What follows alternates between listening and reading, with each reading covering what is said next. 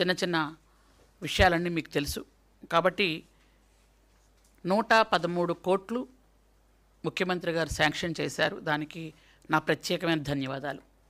113 కోట్లలో 30 కోట్లు గురుకులాలకు, 83 కోట్లు ఆశ్రమ పాఠశాలలకు ఇవ్వటం జరిగింది.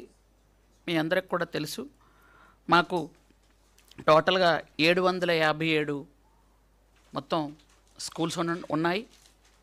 757 స్కూల్స్ టోటల్గా ఉన్నాయి.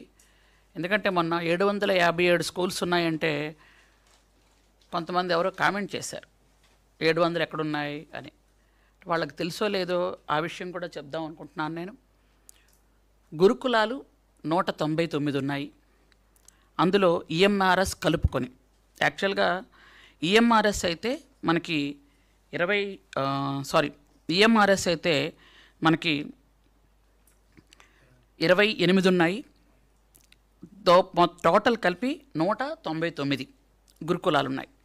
అలాగే మనకి రెసిడెన్షియల్, యాక్చువల్గా ట్రైబల్ వెల్ఫేర్ ఆశ్రమ schools, post matric, pre matric ఇవన్నీ కలిపి 558 ఉన్నాయి.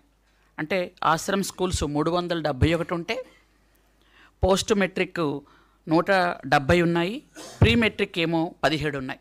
ఇవి కలిపి 558.